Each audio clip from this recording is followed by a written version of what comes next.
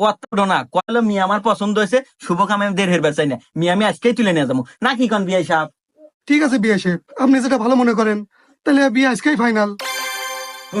দাঁড়াও আব্বা, এই বিয়ে ক্যান্সেল। এই ছেলের সাথে আমার বোন বিয়ে দেবো না।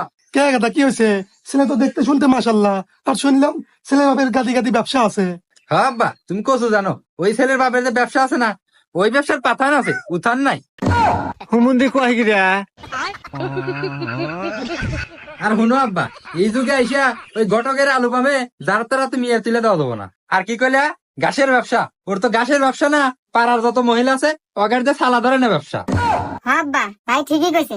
আমাকে একদিন ডাক দিছিল সালাদ ধরবেন নিয়ে। কি এত বড় সাহস আমার মেয়ে গাছের বইয়ে ডাক দেয়? হে বাবলু, নাটি নাই তো ওখানে ভালো হরি আপ্যায়ন হরি। খারাপ আপনার